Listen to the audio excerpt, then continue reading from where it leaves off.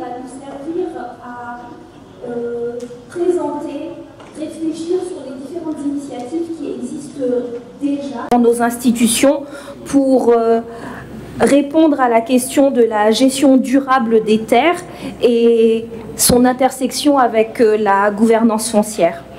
Donc pour ce panel, j'ai le plaisir d'avoir avec moi un représentant de la direction des eaux et forêts, le colonel Modou Diouf, un représentant de l'ANCAR, M. Issa Ndoye, un représentant de l'ISRA, M. Djoumakor Fall, et un représentant du projet Riposte FAO, M. Ibrahim Ndiaye. Vous allez... excusez-moi. Monsieur Ibrahim Ndiaye, vous allez vous présenter peut-être un peu plus au public tout à l'heure. Donc pour commencer dans le vif du sujet, je suis Laure Tal, agroécologue, directrice de recherche à IPAR, et quand mes collègues ont commencé ce travail de concertation, je leur ai tout de suite dit « je veux y participer ». Et pourtant, vous connaissez le travail de IPAR dans cette plateforme et vous ne m'avez jamais vu. Parce qu'à IPAR, il y a différentes thématiques et la question de la gouvernance foncière, je ne m'en mêle en général pas beaucoup. Je me limite aux questions de gestion des terres, d'impact du changement climatique, de transition agroécologique, etc., etc. Mais la gouvernance foncière, je me disais, c'est une thématique qui demande une expertise particulière. Ce n'est pas mon expertise et je laisse mes collègues qui s'y connaissent beaucoup mieux que moi s'en charger. Mais quand la gouvernance foncière rentre directement en collision avec cette question de la gestion durable des terres, cela m'intéresse et j'ai demandé à participer plus activement à cette concertation. On a travaillé à l'échelle du Sénégal pour comprendre quels étaient les défis, quelles étaient les solutions qui pouvaient être apportées. Et aujourd'hui, on veut sortir de ces 2 journées d'atelier avec un message clair qui va être porté à l'échelle internationale, à la COP16, qui seront les réflexions des acteurs du Sénégal sur cette question de la gestion des terres en lien avec la gouvernance foncière. Et donc pour parler des réponses qui existent, parce qu'il y a des pistes de solutions, nous avons donc 4 panélistes aujourd'hui avec nous. Chacun de vous, dans vos institutions, vous avez développé des projets, des initiatives, des dynamiques, et je voudrais que vous puissiez nous présenter ce qui se fait en 5 à 6 minutes dans vos institutions. Si vous avez des présentations, elles sont les bienvenues. Et suite à ces présentations-là, nous pourrons avoir une discussion et un échange entre nous et avec la salle. Donc je commencerai par le colonel Modou Diouf. La direction des eaux et forêts, quand on parle de gestion durable des terres, de gestion du territoire, on se tourne tout de suite vers vous. Est-ce que vous voulez partager quelques initiatives qu'il y a au niveau de votre direction? Donc, assalamu alaikum, bonsoir. Je suis le lieutenant-colonel Modou Diouf, chef de la division reboisement et conservation des sols à la direction des eaux et forêts. Donc, j'ai le plaisir de vous parler des initiatives au niveau de la direction des eaux et forêts. Avec la permission du directeur des eaux et forêts ici présent, nous allons suivre ce plan.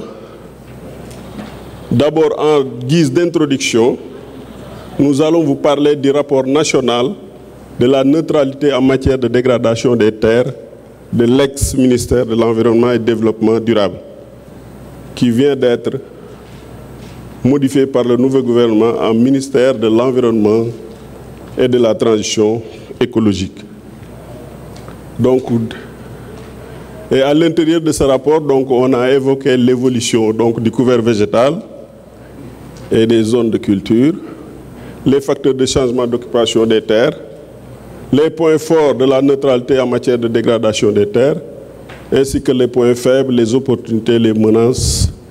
Et enfin, on vient carrément au but du sujet, les initiatives en réponse institutionnelle de la direction des eaux et forêts chargées de la conservation des sols.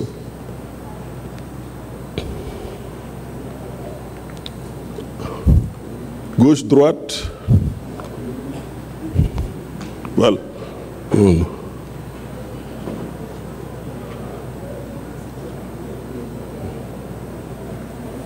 Voilà. Donc, dans ce rapport, il est d'abord relaté l'évolution du couvert végétal, donc des zones agricoles, mais également du couvert végétal. À travers donc, la FAO qui a fait réaliser des cartes de couverture utilisant des images satellites de télédétection, l'évolution du couvert végétal du pays durant la période 90-2005 a pu être appréciée. La carte de changement montre une avancée des zones de culture qui occasionne évidemment donc une régression du couvert végétal. Donc ces changements sont liés donc aux activités humaines, mais également aux phénomènes naturels tels que le changement climatique à long et moyen terme, les coupes abusives des forêts, les empiètements des terres forestières par le front agricole, l'exploitation de bois d'énergie, charbon ou bois de chauffe, l'exploitation de bois de service et d'artisanat, l'expansion urbaine, mais également les feux de brousse. Dans ce rapport, donc, il est vraiment détaillé les points forts de la neutralité en matière de dégradation des sols. Je vais vous épargner vraiment donc de la lecture de tout cela, car depuis ce matin, on assiste vraiment donc, au même phénomène donc, qui se dessine. Par exemple, en première ligne, on a existence de volumes importants et variés de paquets technologiques mis au point par la recherche. Ça, c'est important. Mais je vais donc vous parler également de la dernière ou bien de l'avant-dernière ratification par le Sénégal de la presque totalité des conventions internationales relatives à la protection de l'environnement et de la gestion des ressources naturelles.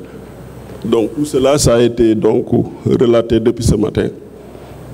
C'est pour montrer l'importance vraiment donc de toutes les recherches, de tout le travail qui a été abattu au niveau national dans ce domaine. Donc c'est la suite donc des points forts de la neutralité en matière de dégradation des sols. Donc, comme on l'a constaté, en dernier lieu, on a mis en place un fonds destiné au financement de la gestion durable des terres. Ça, c'est important. Donc, ce fonds-là doit vraiment appuyer donc, des activités donc, dans ce domaine-là. On parle de l'FNRA, du FNDAPS. Bon, mais est-ce que les moyens donc, mis en place sont vraiment assez suffisants? Quand on parle des faiblesses de la neutralité en matière de dégradation des terres, il y a d'abord un déficit d'entretien et d'appropriation des ouvrages par les bénéficiaires posant un problème de durabilité. Partout au Sénégal, de véritables ouvrages vraiment ont été développés dans le cadre des projets, dans le cadre des activités du gouvernement pour endiguer le problème de la dégradation des terres, que ce soit des terres salées ou bien des terres dunaires, donc le long de la bande de Filao. Vous avez vu ce grand investissement qui est la bande de Filao au niveau des Niayes. Donc je vais faire l'économie de tout cela. Donc vous l'avez constaté, depuis ce matin on en parle, une faiblesse de capacité de mobilisation des fonds des acteurs également. On a parlé tout à l'heure de disponibilité de fonds FNRA, FNDAPS, mais ici on parle de faiblesse des capacités de mobilisation des fonds. Certainement c'est des fonds externes dont on parlerait. Et à ce niveau, donc, j'aimerais évoquer l'existence du fonds LDN pour la lutte contre la dégradation des terres, qui est formé donc, à partir de ressources du secteur public, privé et des philanthropes. Donc ce fonds a déjà donc, financé des opérations de reforestation aux Philippines, des vergers d'agrumes au Maroc, de la foresterie durable au Brésil, Et tout dernièrement, un système agroforestier, donc des petits producteurs à Madagascar. Donc ce qui signifie que vraiment il y a ce véritable faiblesse de capacité de mobilisation de ces fonds. Donc les experts vraiment sont invités à réfléchir pour essayer de capter ces fonds-là pour qu'on investisse au niveau de l'Afrique subsaharienne, notamment le Sénégal. Bon, les faiblesses suites, donc on en a vraiment une panoplie. Par rapport aux opportunités, c'est la même chose. Intégration de la GDT dans le document politique, économique et social du Sénégal. Donc vraiment, le Sénégal a beaucoup travaillé dans ce domaine-là. Il y a beaucoup d'informations. Il suffit vraiment de les rassembler et de faire un document commun pour pouvoir répondre à tout cela. Par rapport aux menaces, donc 3 menaces ont été identifiées. Il s'agit donc du déséquilibre entre l'affectation des ressources et les niveaux de dégradation des zones bénéficiaires.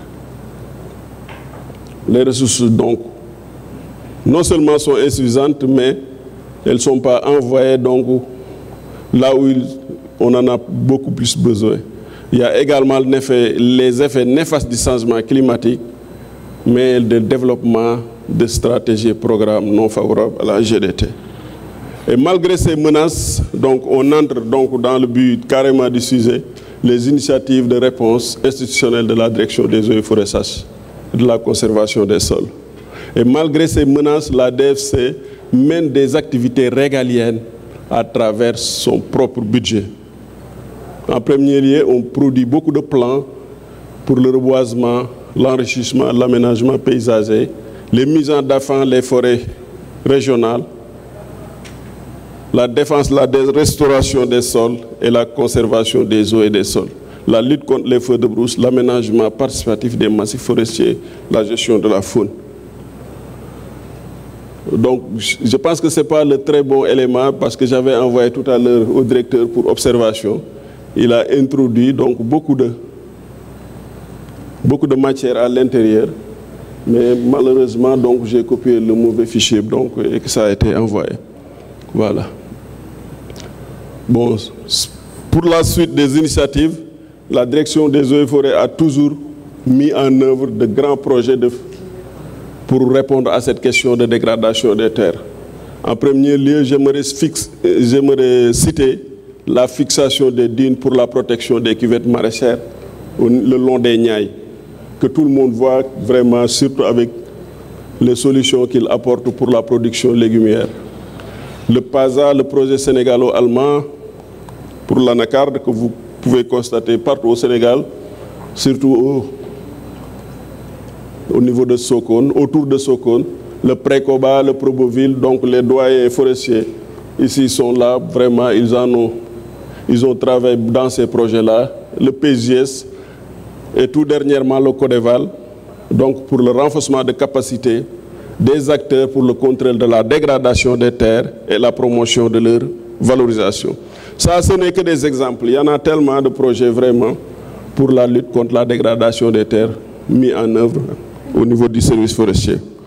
Le service forestier a également travaillé avec beaucoup de partenaires dans le cadre de conventions pour prendre en compte donc, la dimension gestion foncière, mais également de la dégradation de ce foncier que des acteurs nous ont demandé donc, dans le cadre de ces conventions. J'aimerais citer le PAPIL, qui a beaucoup œuvré dans le Kaolack et le Fatick, le PDRS qui l'a succédé. Bon, il y a le PIDC donc, qui est toujours en cours, donc on est toujours en collaboration. Bon, le paysan, donc le long des Niayes, le Proval CV, bon, qui sera remplacé par le PDRS 2. Le riposte est là. Il y a OMVG, donc dans le cadre de la RNA, la mise en défense, le reboisement. Il y a également un projet qui vient d'être né avec la coopération espagnole pour promouvoir la protection, la conservation et la restauration du système dunaire dans la côte de Kermassar. MCE2 également vient donc de démarrer dans le cadre d'un partenariat qui nous lie pour le reboisement, l'aménagement forestier, la lutte contre les feux de brousse, mise en défense, etc. Donc, Bon, ce n'est pas exhaustif, hein, mais c'était simplement ces données-là que j'aimerais donc, que j'ai souhaité vous présenter. Je vous remercie de votre présentation. Merci, lieutenant-colonel Diouf, pour cette présentation où on voit bien les synergies qui existent entre la direction des eaux et forêts et les autres acteurs sur les questions de gestion durable des terres. On va passer à un autre acteur auquel on pourrait ne pas penser quand on parle de gestion durable des terres, mais qui met en œuvre plusieurs projets et actions dans ce sens. Il s'agit de l'ANCAR, représenté par M. Ndoye. M. Ndoye, vous avez votre présentation? C'est en cours. Donc on va avoir aussi les éléments de l'ANCAR et ensuite on va passer à l'ISRA. Et je prendrai les questions du public tout à l'heure. Monsieur Ndoye, c'est à vous. Merci Madame la modératrice. D'abord je me présente. Je m'appelle Issa Ndoye, je suis le chef de service CAR Innovation à l'ANCAR, direction de zone bassin arachidier sud. Je viens représenter la direction générale qui est empêchée. Alors, je vais vous faire une contribution de l'ANCAR donc, en ce qui concerne nos actions par rapport à la gestion durable des terres. D'abord,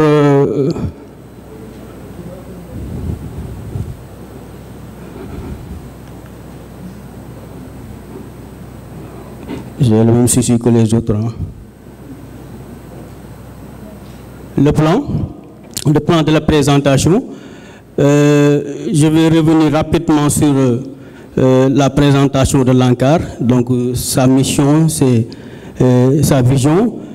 Ensuite, rapidement sur la méthodologie de mise en œuvre du programme de division à grande échelle que nous avons eu à conduire avec des partenaires comme l'ISRA, l'ASPRODEP et l'INP. Ensuite, en troisième lieu, sur quelques exemples de GDT que nous sommes en train d'exécuter sur le terrain. Donc, un rappel donc, du rapport technique de 2023, donc de la partie GDT. Les résultats de division donc, de la technologie dans le cadre du PPAO.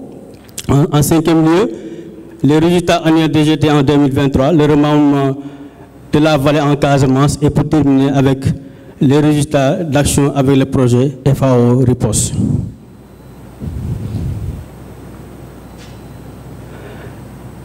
En ce qui concerne l'ANCAR, l'ANCAR est une société anonyme à participation publique majoritaire créée le 17 mars donc 1997 par l'État du Sénégal avec un conseil d'administration composé de représentants de l'État, des OP, des collectivités locales et du secteur privé. Sa mission, c'est de prévoir et animer un service de conseil agricole et rural décentralisé à la demande permettant aux producteurs d'améliorer durablement la productivité de leur système de production, leurs revenus et d'assurer leur sécurité alimentaire. Maintenant, la vision, c'est d'assurer un conseil de qualité rénové pour une agriculture compétitive, diversifiée et durable au profit des producteurs du Sénégal. Par rapport au projet de division à grande échelle des technologies de GDT, donc on a eu à conduire dans le cadre du PPAO WAP 2 en 2015 qui s'est terminé en 2017. L'aspect important, c'est tout par rapport à la méthodologie. Parce que quand on parle d'impliquer les collectivités locales, les collectivités territoriales, les organisations de producteurs, je pense que ça c'est un exemple patent donc, par rapport donc, de cette approche-là. Parce qu'on avait surtout fait porter le projet aux collectivités locales. Donc l'ancrage, c'était aux collectivités locales. Maintenant, avec la responsabilisation des organisations de producteurs, et les collectivités. Donc on avait mis en place des comités de gestion Donc, comité de gestion donc, composé de ces organisations de producteurs et des conseils municipaux.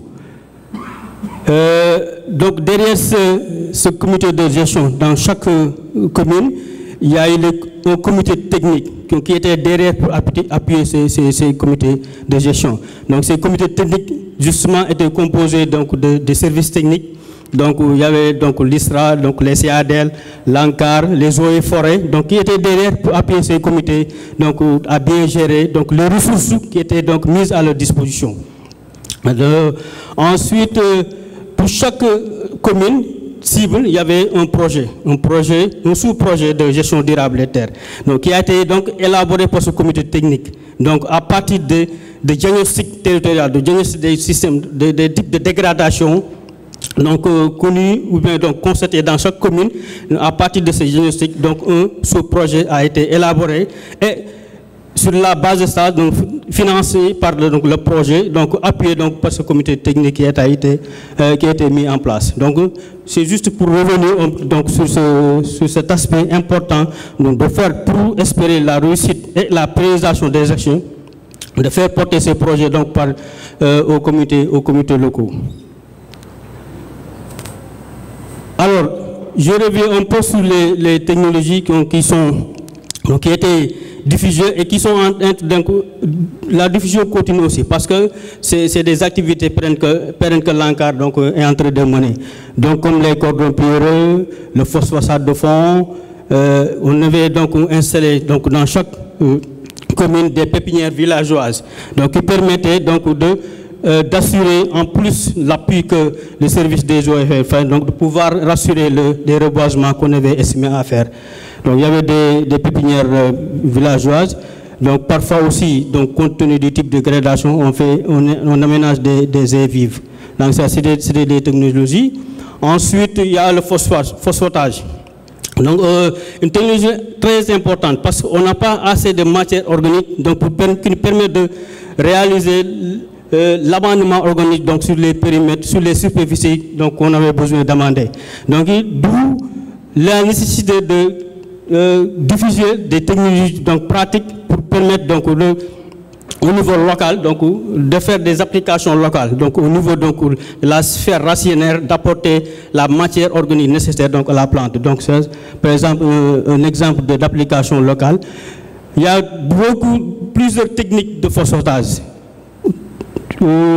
Les trois fosses, il y a une fosse, il y a un tas, donc c'est plusieurs technologies, mais la plus récente qu'on est en train de diffuser actuellement, c'est le bokashi.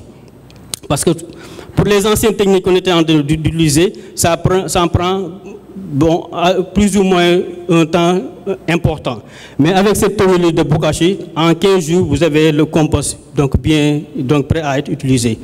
Donc, raison pour laquelle, bon, je ne dis pas on a délaissé un peu des autres, mais on est en train donc de faire la promotion donc, du bokashi actuellement dans le cadre du conseil de base et dans le cadre d'appui d'autres projets comme le CHEP. Donc, par rapport, comme je l'ai dit, dans le cadre du WAP PPAO2, donc ça, c'est quelques donc, résultats qu'on a eu à obtenir. Avec l'embocagement de parcelles de culture, on était sur 66 hectares. La production de plants et reboisement, donc on était allé jusqu'à 7600 et quelques hectares. Donc on avait aussi installé des mises en défense. On avait aussi un peu vulgarisé la pratique des rénans. On avait également des demandements minéraux avec la coque d'arachide, du phosphogype, donc sur les espaces salés. Parce que chaque type de dégradation, il y a un apport technologique à faire. Il y a également de l'amendement minéral, phosphate avec naturel des parcelles. Parce que surtout, il y avait une réticence auparavant, donc l'utilisation de ce phosphate-là. Mais avec le conseil, je pense que de plus en plus, donc ce phosphate-là est en train d'être utilisé par les producteurs. Également la conversion de phosphate composteur et amendement organique. Donc, dans le cadre de ce programme, on était à plus de 10 700 donc, hectares donc, de terre donc, sous GDT. Alors, comme je l'ai dit, qu'il y ait programme, qu'il n'y ait pas programme. Donc l'ANCAR est en train de faire son travail de conseil agricole. Et dans ces activités, dans ces actions, il y a également des activités de GDT, de gestion durable des terres. Par exemple, sensibilisation à l'utilisation de biofertilisants. Donc pour l'année, la campagne passée, on était sur 43 hectares. Le compost et l'amendement, donc on était sur 800 hectares. La mise en place de cordons pierreux, coupe de niveau, les digues de protection, les diguettes, les gabions, la microdose et le PPU. Là aussi, c'est une activité très importante. Parce qu'avec notre partenaire, avec l'IFDC d'Undersouf, on est en train de vulgariser ces méthodes-là. Donc on appelle microdose et le placement profond de l'urée. Au lieu de dépendre à la volée l'engrais, donc il suffit juste de mettre la dose qu'il faut à la plante au niveau du plant. Donc ça réduit non seulement les quantités qu'il faut donc, à l'hectare, et ensuite ça élimine le risque de pollution. Parce que les quantités non utilisées donc, seront perdues par lessivation, donc on risque donc d'avoir la pollution du sol. Donc non seulement ça aide à préserver notre environnement, mais également ça a un aspect économique. Donc on est en train de faire cette diffusion-là, la microdose et le placement profond de l'urée. On fait également, on continue de faire également le RNA. La RNA, le ZAI, donc surtout avec le partenaire 4R du programme PAM, on est en train de diffuser toutes ces technologies-là. Alors, au niveau de la Casamance aussi, on a des activités de remandement. Non seulement ça a un effet important sur la mécanisation, parce que généralement c'est des petites superficies que nos braves dames donc, utilisent pour faire la production de riz. Maintenant, on les accompagne en faisant des aménagements permettant la mécanisation. Non seulement ça facilite la production, mais également ça peut lutter contre le ruissellement et la fixation des disettes avec un tapis herbacé. Donc ça peut lutter, ça peut aussi aider à l'amendement organique. Donc le process, c'est d'informer. Donc il faut d'abord informer les populations pour lesquelles on envisage de faire l'aménagement. Donc pour l'appropriation de la technologie ou bien de l'activité en question. Ensuite, après ces séances de sensibilisation et information, on procède à l'étude topographique, donc proposition d'un schéma d'aménagement et restitution donc, du schéma pour validation, avant donc le démarrage de l'aménagement. Après la réalisation, donc, on fait la restitution, la redistribution des parcelles. Donc chaque propriétaire de parcelle, donc, il a été recensé, donc on lui donne donc sa part donc équivalente de ce qu'il avait donc avant l'action.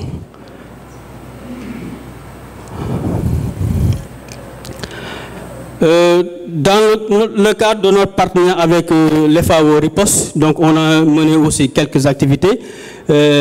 Par exemple, la mise en place de 13 comités communaux de GDT, donc qui serviront de base, de porte d'entrée dans la commune en matière de GDT. On a également élaboré 5 modules de formation et de 5 fiches techniques GDT pour renforcer les capacités des acteurs. Il y a aussi la formation de 130 relais communautaires pour une démultiplication adaptée, une appropriation des techniques par les acteurs. Ensuite, la formation de 1300 producteurs par les relais communautaires pour une maîtrise et une pérennisation des actions de GDT. Voilà, donc ce que je vais à partager avec vous. Merci beaucoup. Merci beaucoup, Monsieur Ndoye. Vous nous avez fait une description rapide de ce que l'ANCAR met en œuvre en termes de GDT, mais aussi de façon détournée de gestion foncière. On a parlé de remembrement, on a parlé de collectivités territoriales impliquées, de discussions avec les acteurs. Et je crois que c'est ce qui va sous-tendre notre discussion tout à l'heure. Mais avant ça, on va passer à la présentation de Djoumakor Fall de l'ISRA. Djoumakor, Docteur Fall, pardon, est-ce que votre présentation est prête ? C'est bon? En fait, l'ISRA a été nommé jusqu'à présent par tous les présentateurs comme étant une institution avec laquelle ils collaborent et ils mettent la recherche au centre de leurs actions. On va voir comment est-ce que l'ISRA, elle, se retrouve sur cette thématique et l'intersection entre la gestion durable des terres et la gouvernance foncière. Merci beaucoup, Madame la modératrice. Je m'appelle Djouma Korfal, je suis chercheur à l'ISRA et je suis également le coordinateur scientifique du programme de recherche au Centre national de ressources forestières. Bon, je vais vous parler de quelques initiatives de restauration des terres dégradées par le CNRF. D'abord, voilà le plan de la présentation, les initiatives de restauration des terres dégradées, les principaux défis rencontrés dans la mise en œuvre de nos initiatives en matière de gestion durable des terres, quelles sont les synergies possibles entre la gestion durable des terres et la gouvernance foncière. Également, nous allons finir par quelques recommandations pour faciliter l'intégration des directives volontaires de la FAO. Bon, d'abord, permettez-moi de commencer par présenter le CNRF, différent de la CNRF, qui est la Commission nationale de réforme foncière. Des fois, on nous confond un peu. Donc, nous avons pour mission de produire des connaissances et générer des technologies favorables à la gestion durable des terres, des ressources forestières et agroforestières au profit des communautés.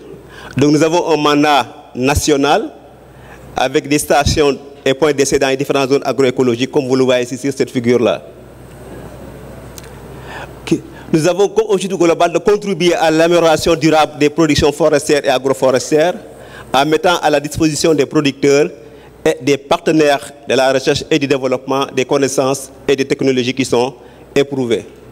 Et de manière beaucoup plus spécifique, il s'agit de mettre au point des outils d'aide à la décision pour une gestion durable des écosystèmes forestiers et agroforestiers, également de l'environnement, de renforcer les capacités techniques des acteurs par la recherche et la formation pour une meilleure appropriation des acquis scientifiques et technologiques, et enfin assurer une veille scientifique et technologique par une démarche proactive.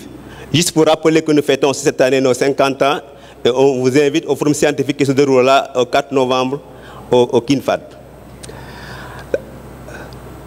D'abord, quelques initiatives, mais il est bon de rappeler un peu le contexte. D'ailleurs, on en a parlé ce matin, le phénomène de dégradation des terres avec environ 34% des terres au Sénégal sont dégradées par plusieurs facteurs. Vous avez la sécheresse, l'érosion hydrique ou éolienne, la salinisation ou l'acidification, la déforestation, le déboisement, le défrichement, les mauvaises pratiques agricoles. Et donc, tout ça fait un effet sur la baisse de la productivité et donc ce qui va entraîner généralement une insécurité alimentaire. Et donc, vu l'ampleur du phénomène, le Sénégal s'est engagé à atteindre la neutralité de la dégradation des terres d'ici 2035, en alignement avec quelques initiatives internationales comme AFR100, donc Initiative africaine pour la restauration des paysages forestiers, qui ambitionne de restaurer 100 millions d'hectares de paysages forestiers. Quelques initiatives, donc nous avons trois niveaux, ou bien trois catégories d'initiatives. D'abord des initiatives technologiques pour la gestion durable des terres, également au niveau de la sensibilisation et le renforcement des capacités sur la gestion durable des terres, mais également l'accompagnement des politiques publiques en termes de gestion durable des terres. Pour ce qui est des innovations technologiques, donc en fonction de la nature de la dégradation, on a plusieurs initiatives qui ont été entreprises par le CNRF. D'abord, la cartographie des zones, des terres dégradées. Jusqu'à présent, on n'a pas encore de données très fiables sur les superficies de terres dégradées par la salinisation, l'acidification ou bien même les terres qui sont pauvres en matière organique. Donc il serait bien quand même de faire une cartographie avec des drones, quelles sont les superficies qui sont affectées par les différents types de dégradation avant de proposer des solutions. Du point de vue initiative pour les terres salées, parce qu'on a catégorisé les différents types de dégradation. Pour les terres salées, ce matin le doyen Jean-Pierre l'a dit, nous avons la sélection d'espèces adaptées au sol salé, telles que les melalaka, qu'on appelle communément appelé le niaouli en wolof. Vous avez également le filao, le prosopis gilliflora, quelques espèces de tamarix, notamment le tamaris sénégalensis, le tamaris afila, pour la valorisation des terres salées. Également, vous avez la construction d'ouvrages physiques. Ça peut être des digues, des barrages ou des diguettes pour freiner l'avancée de la langue salée. mais également vous avez les amendements des sols salés avec la matière organique, notamment la coque d'arachide qui est utilisée jusqu'à 6 tonnes par hectare. Et là, vous avez quelques initiatives, quelques photos. Ici, c'était à Ndiémou, dans le département de Fatick, à l'arrondissement de Niakhar. Et là, vous avez à Diouroup, parce qu'on avait eu un financement de la FAO pour l'intégration de la dimension gestion durable des terres dans la gouvernance foncière. Ici, vous êtes toujours à Faïl. Là, vous avez une parcelle qui, au départ, était nue, parce que c'était abandonné à cause de la salinisation des terres.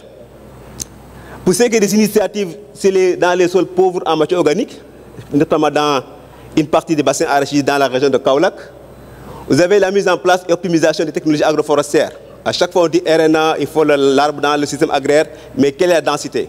Là, nous avons la RNA. Quel est le choix des espèces? Le choix des espèces, quelle espèce il faut choisir? D'abord, c'est des espèces fertilitaires, comme les acacias. Tout le monde connaît le rôle formidable que joue le Phédérabia albida empereur le cadre. Également, une espèce non compétitrice, parce que quand on choisit, c'est vrai, il faut quand même améliorer le sol, mais également non compétitif par rapport aux cultures, mais également l'espèce ne doit pas être le biotope de ravageurs, comme des insectes ou bien qui peuvent provoquer beaucoup de dégâts après. Également, quelle est la densité optimale? Si on doit choisir le nguera, le Pilostigma, le Phédérabia, quelle est la densité optimale dans la parcelle? Actuellement, on a vu que jusqu'à entre 50 et 75 individus par hectare permet quand même d'augmenter significativement le rendement de l'arachide. Également le même écartement, parce qu'on peut avoir une bonne densité, mais est-ce qu'il y a une bonne disposition spatiale dans l'espace? Et d'ailleurs, il y a la mécanisation qui nous freine, parce que quand on laisse RNA dans la parcelle, il n'y a pas un arrangement structuré, et du coup ça peut être une contrainte pour la mécanisation de l'agriculture. Également les BRF, c'est les bois raboyaux fragmentés, le choix des espèces. Quand vous allez dans le bassin arachide, notamment dans le Fatick, le Kaffrine et le Kaolack, on a beaucoup de nguera. Et pendant l'approche de l'hivernage, que font les paysans? Ils vont défricher, mettre des tas et tout après allumer. Et ça, quand même, ça participe également à la dégradation de terre. Et nous, on a dit qu'on peut valoriser cette nguera en faisant ce qu'on appelle les BRF. Il suffit juste de couper les BRF au mois de mars et en faire du compost. Donc on va amender le sol et puis on va labourer. Et ça permet quand même de restaurer la teneur en matière organique du sol et donc d'augmenter le rendement du mil ou bien de l'arachide. Également les brisements, parce que quand même on connaît bien l'impact négatif de l'érosion éolienne et donc on a conseillé quand même de faire des brisements, en tout cas pour réduire la vitesse du vent. C'est ce qui permet quand même au moins de limiter cette forme de dégradation. Également la gestion améliorée. C'est vrai, quelqu'un l'a dit tout à l'heure, on n'a plus le temps, on n'a pas assez de terre pour faire correctement la jachère, parce qu'il faut laisser la parcelle reposer 2 à 3 ans et pour pouvoir au moins restaurer le statut organique. On n'a pas, donc actuellement avec la pression foncière, les producteurs n'ont plus ce temps de faire la jachère. Donc c'était bien quand même de faire la jachère améliorée en laissant à la fois les jeunes pousses qui permettent de jouer un autre rôle. Également dans la zone sylvopastorale, avec le surpâturage, quand même, qui participe aussi à dégrader les terres. Nous avons un projet avec Doundi Ferlo pour restaurer environ 1000 hectares dans les communes de Younouferré, de Vélingara-Ferlo, mais également de Labgar. Donc là, l'idée c'est de voir quel est le meilleur type de reboisement. Parce qu'on peut reboiser par plantation, mais également on peut reboiser par un semis direct. C'était de voir quelle est la meilleure pratique, en tout cas pour restaurer ces terres pastorales. Et on a vu que le semis direct ne donne pas de bons résultats. Donc ce qu'il faut faire alors, il faut faire une pépinière et ensuite il faut reboiser au niveau dans les demi-lunes. Parce que quand même pour éviter, on peut y aller le ruissellement. Le fait de faire des demi-lunes, ça permet quand même de garder un peu l'eau pour que pendant la saison sèche, les plants puissent en bénéficier pour au moins optimiser leur croissance. Et on a vu que Balanites et Acacia Sénégal, mais également Justice Mauritiana, sont les espèces qui donnent les meilleurs résultats en termes de taux de survie. Et également, nous contribuons aussi à sensibiliser, mais également à former. On sait que l'ANCAR a pour mission, en tout cas, de contribuer à la formation. Nous, on forme les techniciens. Donc, on sensibilise et également, on forme les techniciens dans la zone. Donc, on a produit des fiches techniques aussi qui permettent, en tout cas, qui récapitulent toutes les technologies pour au moins une utilisation beaucoup plus facile par les bénéficiaires.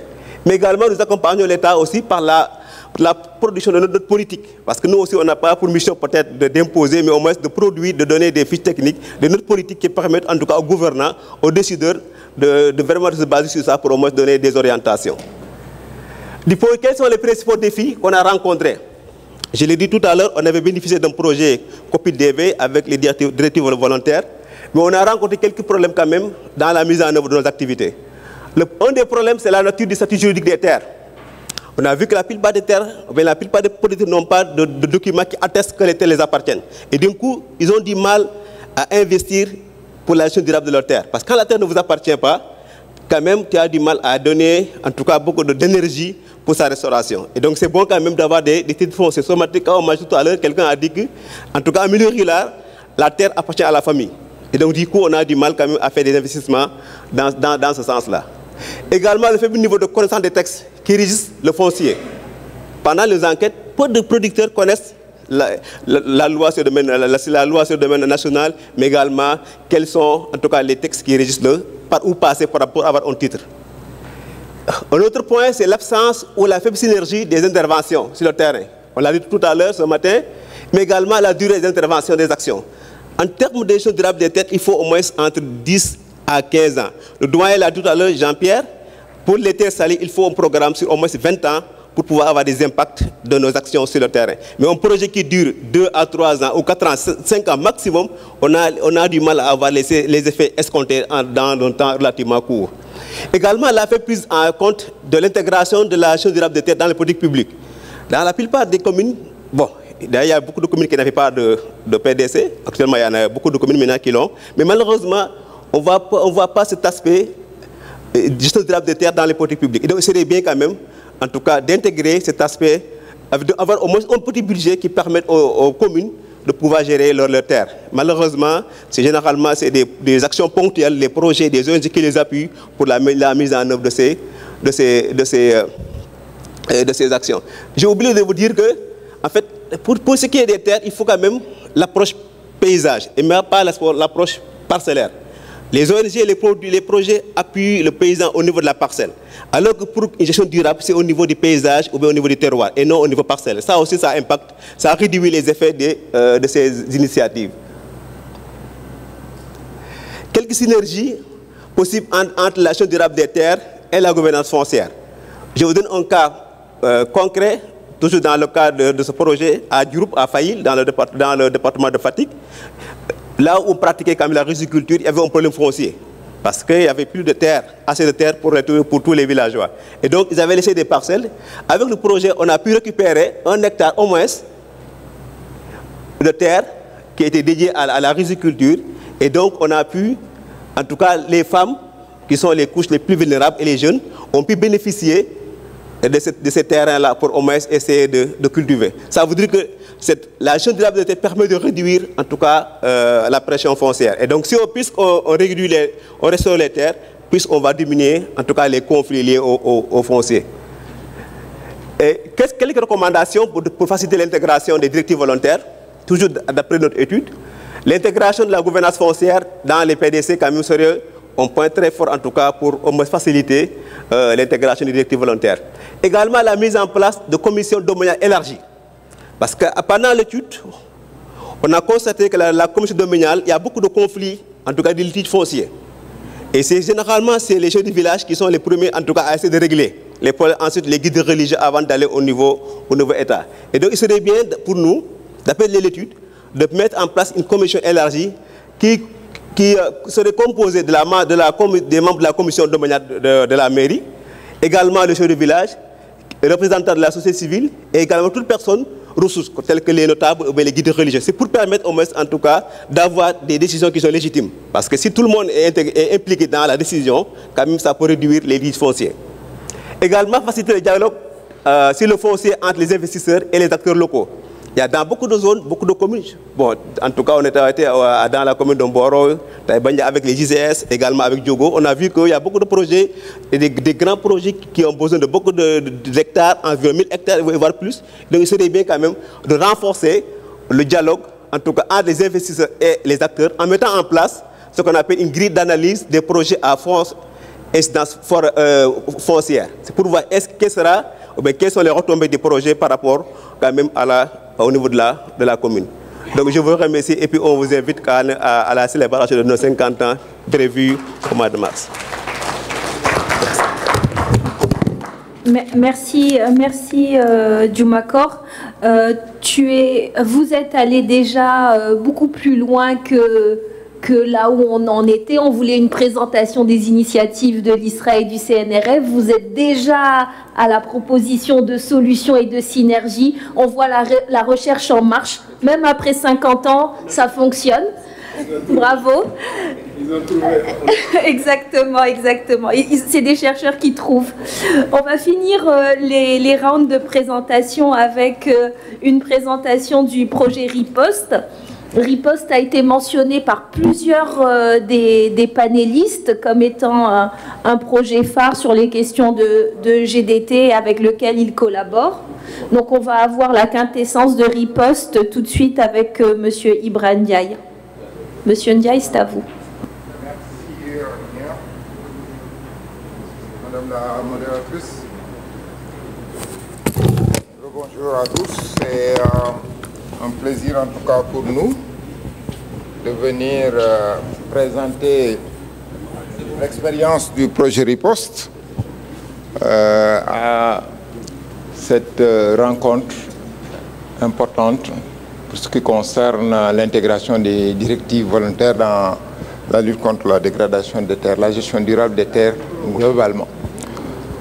La présentation va s'articuler autour d'un certain nombre de points. En réalité, il ne s'agit pas d'une présentation.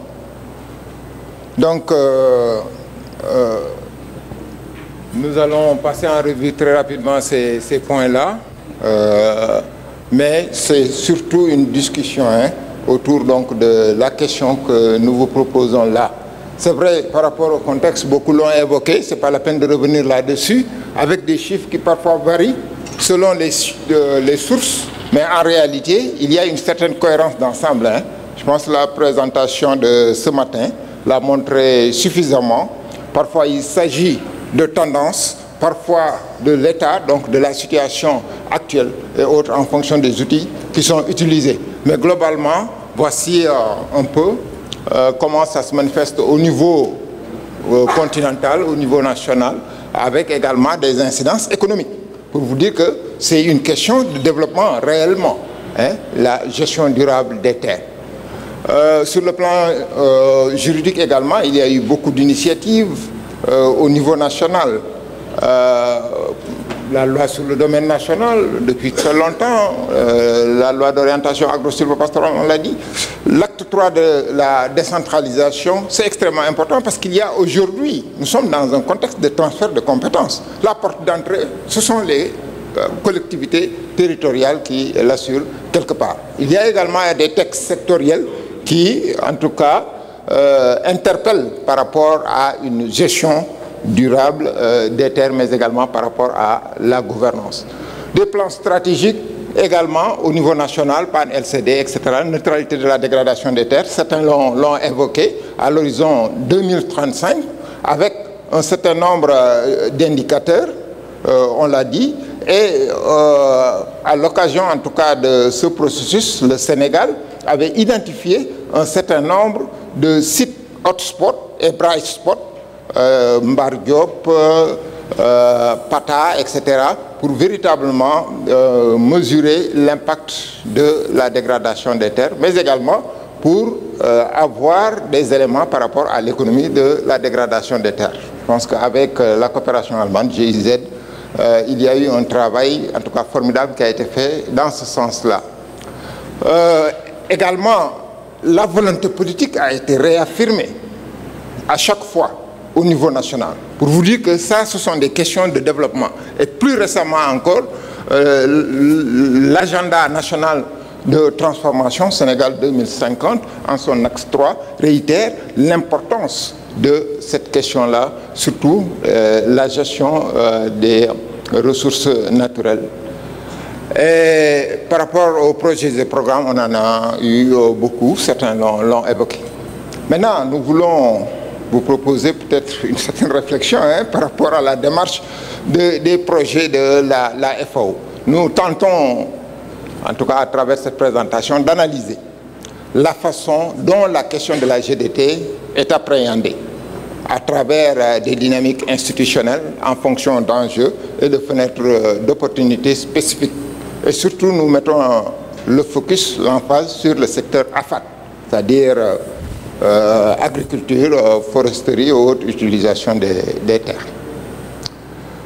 Le projet Riposte, c'est juste un petit rappel, hein, parce qu'on parle de Riposte, c'est le projet de résilience et de reforestation intensive pour la sauvegarde des territoires et des écosystèmes au Sénégal. C'est un projet qui est financé par l'Union européenne, mis en œuvre par la FAO en appui à l'initiative Grande Muraille Verte. Donc il y a son ancrage au niveau du ministère de l'Environnement et de la Transition écologique et qui intervient dans la zone sylvopastorale et dans le bassin arachidier. Je vous fais grâce un peu de ces points, donc avec les trois piliers sur la gouvernance, pour vous dire l'intérêt, en tout cas, que ce projet accorde à cette thématique, cette problématique, et également les questions liées au système d'utilisation des terres et au renforcement des capacités et au développement des chaînes de valeur. Mais le projet également a une certaine particularité, c'est que dans sa stratégie d'intervention, le projet se base sur des protocoles d'accord, donc le partenariat, l'impartition, la promotion de cadres de concertation locaux, le renforcement des capacités et également la promotion du genre. C'est extrêmement important. Mais tout cela dans une approche basée sur le paysage pour véritablement promouvoir les questions d'intercommunalité. Je pense que c'est extrêmement important. Les questions environnementales, les questions de dégradation de terre n'ont pas de frontières. Et donc c'est important que la collaboration, le partenariat puisse être renforcé pour une bonne prise en charge. Mais également la gestion intégrée des paysages qui nécessite en tout cas une participation active des parties prenantes. Il y a un certain nombre de leviers qui permet en tout cas de prendre en charge ces questions-là au niveau des projets de la FAO d'une manière générale. L'approche de la FAO, c'est de bâtir sur l'existant. C'est-à-dire qu'il y a un certain nombre de projets qui commencent, en tout cas des initiatives, mais qui seront consolidés, complétés par d'autres projets. Je prendrai l'exemple du projet ACD, Action contre la désertification. Et le projet Riposte est venu renforcer les actions de ACD. Et encore, il y a un nouveau projet, le PAREC, qui intervient dans la zone sylvopastorale, qui prend en charge également ces problématiques. De même que le projet Dès qu'il souffle, qui intervient dans le bassin arachidier pour ce qui concerne les questions donc de neutralité de la dégradation des terres. Donc, deux leviers essentiels, ingénierie organisationnelle et solutions fondées sur la nature, avec également la prise en charge des savoirs et savoir-faire au niveau local. Le projet, en tout cas, a eu au niveau national, avec donc, les différentes échelles, quelqu'un en a parlé ce matin, puis en tout cas mettre en œuvre un processus qui permet en tout cas d'internaliser ces questions-là, non seulement la prise en charge de la gouvernance, les principes des directives volontaires, mais également pour asseoir une meilleure gestion des terres. Et donc au niveau national, la facilitation de la mise en place d'une commission nationale spécialisée terre-forêt, qui aujourd'hui réfléchit ou aborde les thématiques concernant le renforcement du cadre juridique et institutionnel, la reconnaissance, le respect des droits, mais également la planification de l'utilisation des sols et l'amélioration donc de la gestion des terres, etc., la gestion des conflits. C'est en fait une sorte de commission spécialisée au niveau de la plateforme nationale sur la gouvernance foncière. Et donc ça, c'est le fruit du partenariat entre la FAO et la plateforme nationale sur la gouvernance forestière dans le cadre du projet Riposte. Un autre produit donc, de ce partenariat, c'est à l'échelle territoriale la création de plateformes régionales de gouvernance foncière sur la gestion des ressources naturelles. En 2024, la plateforme de Kaffrine a été mise en place avec l'appui de riposte, mais en partenariat avec le projet Saint-Souf. À Louga également, en 2021, il y a eu un comité d'initiative qui a réfléchi avec l'appui d'Agropole Sud sur cette question-là, pour en tout cas consolider ses efforts. La plateforme, donc avec l'IPAR et le projet Riposte, ont pu en tout cas dans le cadre du partenariat redynamiser ce processus pour la mise en place effective en tout cas de cette plateforme régionale. Et donc ça a été créé en partenariat avec Riposte et également avec la participation des différentes parties prenantes. Un autre exemple, c'est la promotion d'outils de planification et de gestion spatiale des ressources à l'échelle terroir. La planification spatiale est également un moyen extrêmement important pour ce qui concerne les questions de gouvernance, mais également de mise en œuvre de la gestion durable des terres. Donc, l'élaboration de POAS, donc de plans d'occupation et d'affectation des sols, mais également des schémas communaux, donc de développement du territoire, mais également de schémas d'aménagement et d'utilisation des terres en partenariat avec l'INP et le centre de suivi écologique. On l'a évoqué ce matin, mais ça c'est pour véritablement opérationnaliser la loi d'orientation pour l'aménagement et le développement durable des territoires. L'opérationnalisation de la GDT également sur le terrain a été une préoccupation réelle. Comment assurer une certaine déclinaison de tout ce que nous faisons, tout ce que nous avons en tout cas comme élément conceptuel. Et donc le soutien au rôle spécifique des communautés a été également une préoccupation avec le renforcement de la gouvernance et de la gestion durable, la gestion communautaire des ressources naturelles dans la zone sylvopastorale. Dans le cadre du partenariat avec l'ONG Agronomes Vétérinaires Sans Frontières, les plans de gestion des unités pastorales, 6 unités pastorales, ces plans-là ont été réactualisés et les organes de gouvernance mis en place, renouvelés avec des délibérations des communes approuvées par l'administration territoriale, avec quand même une certaine organisation pour véritablement prendre en charge toutes ces questions-là, par exemple d'accueil de transhumants, d'organisation de l'espace, de pancartage, de gestion des mares, etc., etc. Donc, si vous regardez un peu la carte, vous voyez tout ce qui est en vert, ce sont les 6 unités pastorales qui aujourd'hui sont appuyées dans le cadre donc, de ce partenariat. Au niveau local également, le renforcement des dispositifs organisationnels. Ça, c'est dans le cadre du partenariat avec l'ANCAR. Le représentant de l'ANCAR en a un peu parlé, mais nous avons fait des enquêtes dans un premier temps. C'est-à-dire tout cela est bâti sur, en tout cas, les résultats de la situation de référence, de l'établissement de la situation de référence qui a été effectuée dans le cadre du projet. On ne peut pas partir de rien, il faut quand même avoir des évidences scientifiques pour pouvoir bâtir en tout cas une approche digne de ce nom. Et donc les enquêtes ont révélé que 72% des initiatives portant sur les comités villageois sensibles à la GDT sont d'origine endogène.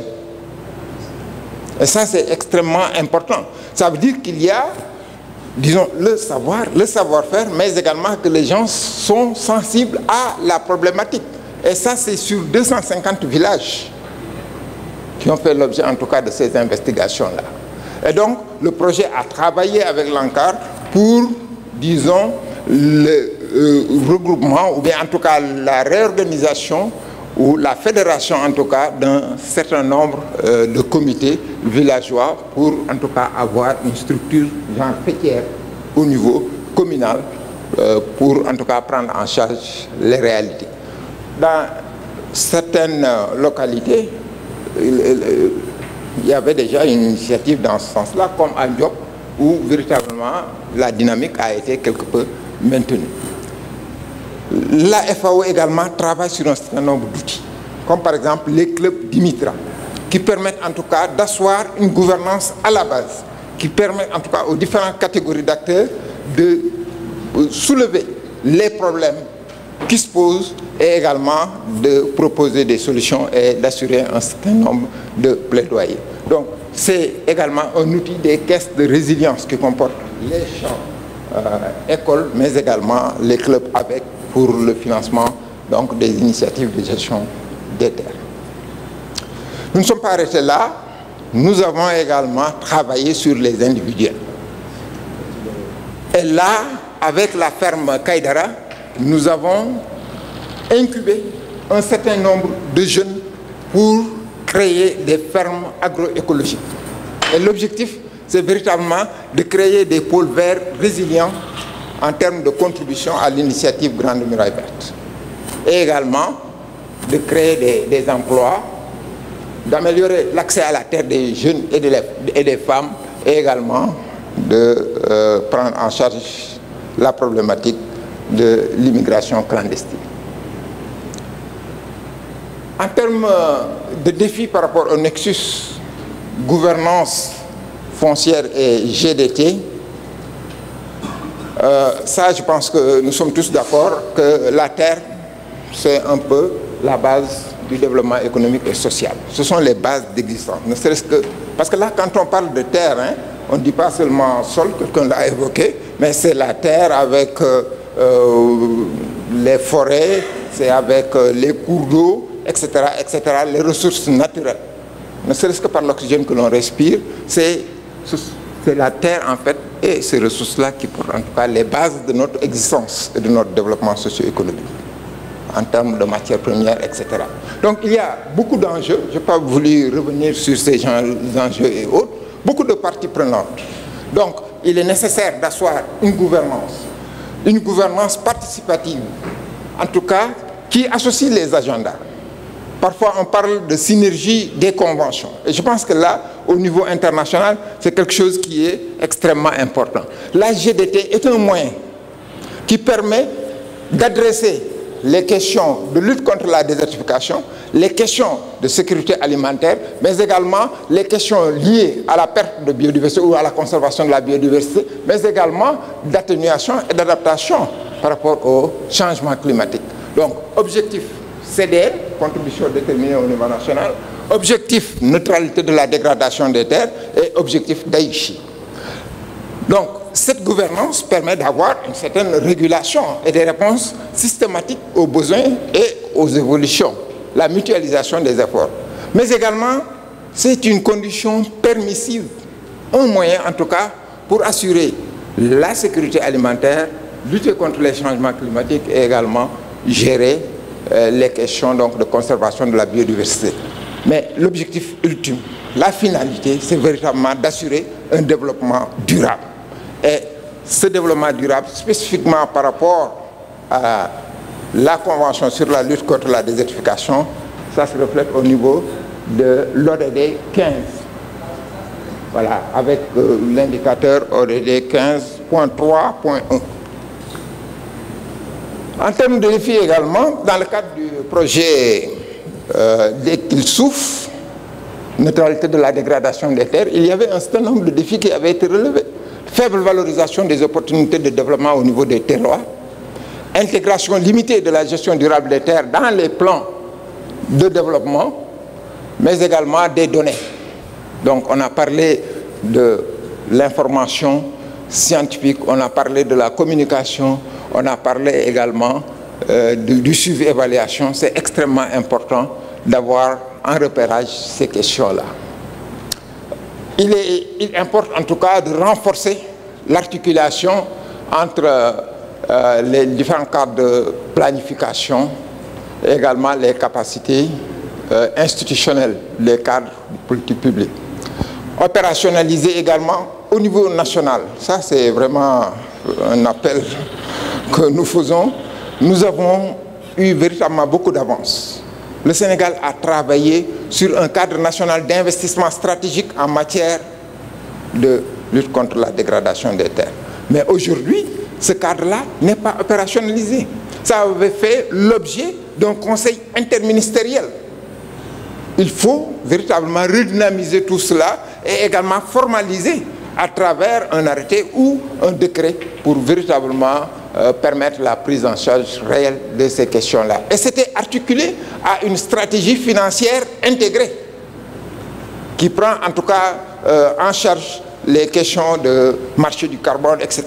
et beaucoup d'autres questions, en tout cas les subventions pour véritablement prendre en charge ces questions-là. Promouvoir également les initiatives communautaires et locales dans divers paysages, renforcer la participation du secteur privé. On l'a dit, le secteur privé a un intérêt à véritablement apporter sa contribution dans les discussions. Parce qu'il ne s'agit pas seulement de travailler pour d'autres groupes d'acteurs ou de parties prenantes, mais en réalité, il s'agit d'avoir un cadre de dialogue, d'échange, un cadre multi-acteurs pour prendre en charge les intérêts des différentes couches, que ce soit les couches, en tout cas vulnérables, comme les femmes, les jeunes, etc., les couches défavorisées, mais également les allochtones et les autochtones. C'est extrêmement important. Et le secteur privé doit aller vers des investissements responsables. Il faut également, à notre sens, travailler sur l'adoption d'une approche basée sur le système d'utilisation durable des terres, qui intègre la gestion durable des terres, mais également la planification de l'utilisation des terres et également la gestion intégrée des paysages. C'est extrêmement important. Aujourd'hui, le débat est agité au niveau international. Comment avoir en tout cas une stratégie beaucoup plus holistique pour prendre en charge les questions de gouvernance, ce nexus-là, et également intégrer les directives volontaires. Pour terminer, nous dirons qu'en tout cas, il y a beaucoup de faiblesses pour assurer la durabilité de la gestion des terres au niveau national. Il y a des réponses institutionnelles qui sont en tout cas le fruit de compromis des divers acteurs, mais la gouvernance participative permet donc d'avoir des réponses systématiques, coordonnées et intégrées, la mutualisation des efforts, la promotion des investissements responsables et également ça permet en tout cas de rendre beaucoup plus efficace la gestion durable des terres dans le maintien des services des écosystèmes face aux défis de développement. Au Sénégal, il y a nécessité d'actualiser le potentiel parce qu'il y a le potentiel, mais il y a l'actualisation de ce potentiel qui importe. Donc des directives volontaires. Nous avons intégré les directives volontaires dans la planification nationale, dans la planification locale, mais il faut actualiser cela pour surmonter les obstacles en matière de gestion durable des terres. Actualiser les textes, on l'a dit, loi nationale sur le domaine national et la LSP, mais également l'amélioration de la sécurité, de la sécurisation foncière. La loi sur le domaine national ne donne pas de droit réel en réalité. Il y a risque d'expropriation, des affectations. Ça ne garantit pas des investissements responsables. Renforcer l'intercommunalité et également opérationnaliser le CNIGRD. Nous nous sommes posé des questions. Comment assurer la durabilité des cadres de gouvernance pour la résilience? Il y a eu beaucoup de cadres de concertation, etc. Mais comment assurer la durabilité? Et également, dans quelle mesure le traitement des rapports de pouvoir et les revendications est garanti dans le processus d'institutionnalisation et de reconnaissance de ce problème social. Je vous remercie. Merci beaucoup Monsieur Ndiaye. Les intervenants dans leurs différentes présentations sont allés bien au-delà de nous présenter leurs initiatives institutionnelles. Ils ont parlé des défis qu'ils rencontrent dans la mise en œuvre de ces initiatives-là. Ils nous ont parlé aussi des synergies, ce qui marche. Ils ont moins parlé de ce qui ne marche pas, mais ils ont parlé de ce qui marchait. Et ils nous ont donné tous quelques recommandations. Donc, je vais me tourner directement vers le public pour recueillir leurs questions, leurs réflexions face aux différentes présentations qui ont été faites, puisqu'il ne nous reste plus qu'une trentaine de minutes pour boucler ce panel. Donc s'il y a des questions dans la salle, des interventions, des recommandations, je voudrais bien prendre une liste d'intervenants. Je vais commencer là. C'est bien. Donc je vais commencer par la seule dame qui a levé la main. Vous m'excuserez. Je vais commencer donc par Madame Touré. Allez-y. Non, c'est pas le genre. Vous voyez, on essaye de lui couper la parole alors qu'elle n'a même pas encore commencé. Donnez-lui un micro qui marche, s'il vous plaît. Merci beaucoup. Je vais commencer par saluer toute l'assistance et féliciter les différents panélistes pour la brillance et la pertinence de leur exposé.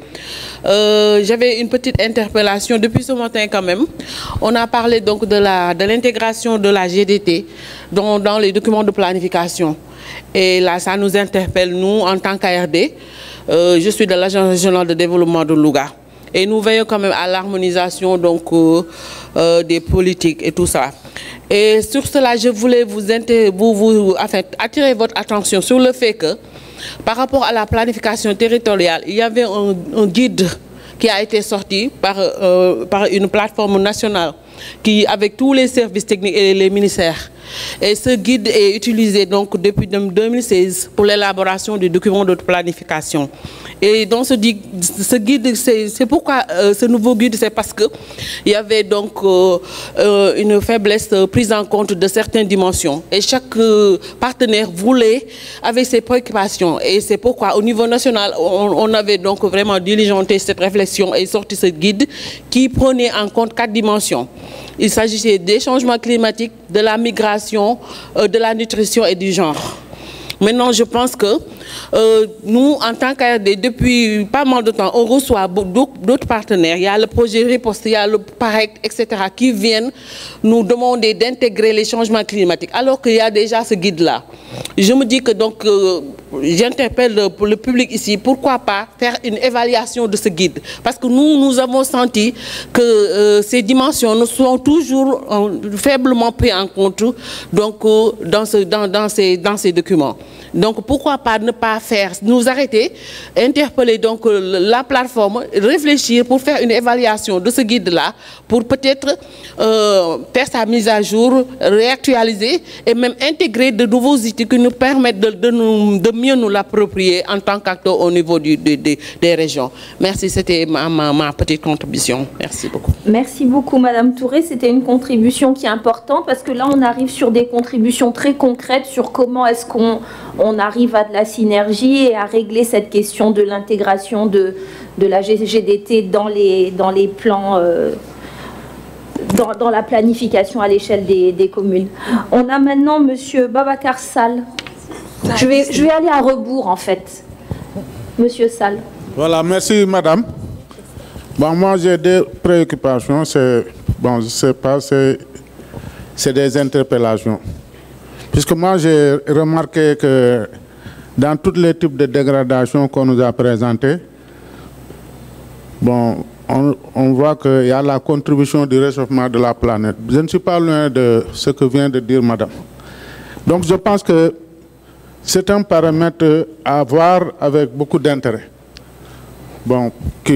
Pour le travail que nous sommes en train de faire. Puisque moi, je pense que ce n'est pas pour rien que beaucoup de projets viennent demander à l'ARD d'intégrer la dimension changement climatique. C'est un problème. Et par ailleurs, pour ce qui concerne les collectivités territoriales, nous tous, nous savons que beaucoup de ces collectivités territoriales ont un problème de mobilisation de recettes. On a tout beau dire que c'est des collectivités viables, compétitives, mais elles ne sont ni viables ni compétitives. On le sait bien. Donc, je pense que c'est peut-être l'État qui peut, à un moment donné, revoir, peut-être dans les fonds de dotation, un montant alloués à l'environnement et faire suivre par les techniciens et l'administration territoriale. Moi, c'est ça ma position. Merci. Merci, Monsieur Sall. On a maintenant Monsieur Malik Sow.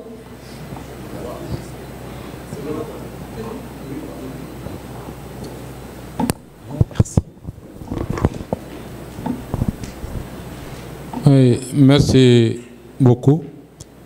Et je remercie aussi tous les présentateurs. Et on constate qu'il y a beaucoup d'initiatives par rapport à cette thématique de dégradation des terres. Et ce matin, on a déploré l'absence de synergie entre les acteurs. Mais il y a un autre fait aussi qu'on doit déplorer, c'est nous avons des organisations endogènes qui ont un ancrage dans les territoires.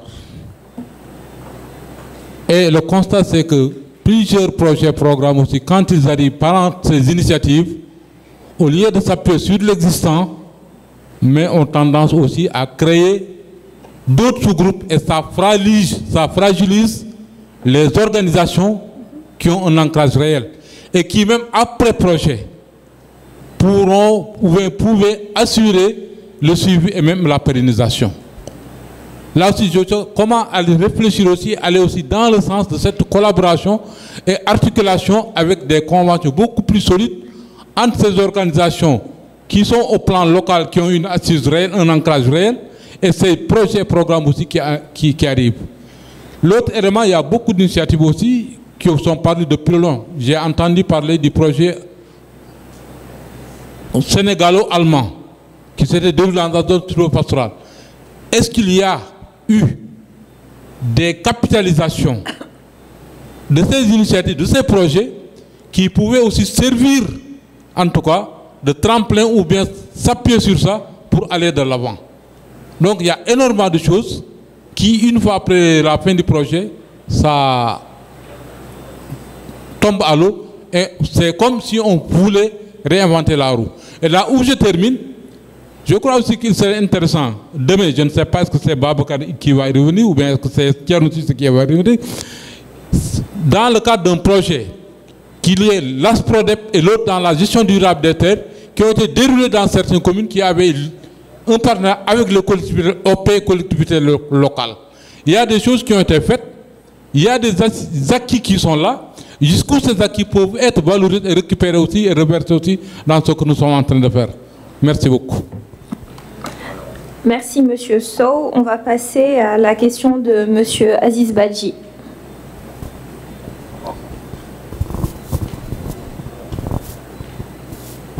Merci. Une partie de mes préoccupations est prise en compte par Malik. Mais je dois dire que tout ce qu'on a développé, l'acteur principal qui subit et qu'on doit reconnaître qu'il est le porteur, on l'a mis à côté. Je voudrais quand même que tous ces projets initiés par l'État, dont c'est des Sénégalais qui portent, qu'ils reconnaissent quand même que les producteurs sont organisés. Même s'ils considèrent qu'ils sont mal organisés, mais qu'ils essayent de nous accompagner à mieux nous organiser. Comment le CNCR a travaillé pendant des années pour promouvoir toutes ces initiatives, après on déroule à côté d'eux en trouvant d'autres mécanismes à côté, en créant d'autres mécanismes. Ce n'est pas joli. Et ça ne fait pas avancer nos initiatives dans ce pays.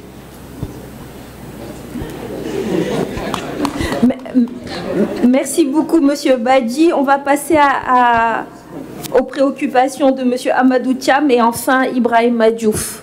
Amadou Thiam.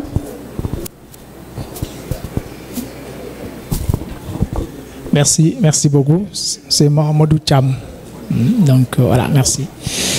Alors moi je voudrais poser une question. D'abord féliciter donc les présentateurs donc pour la qualité un peu donc des présentations. Je voulais poser une question. On parle un peu donc de gouvernance foncière, donc intégrée à la gestion durable des terres. Nous savons que la dégradation des terres pose beaucoup de problèmes de conflits fonciers entre les différents acteurs. Donc quand la dégradation des terres, la conséquence c'est quoi? C'est un peu la réduction justement des ressources foncières donc, au niveau agricole, au niveau pastoral, qui peut entraîner un peu donc, des conflits justement entre les acteurs donc, qui partagent un peu les mêmes ressources.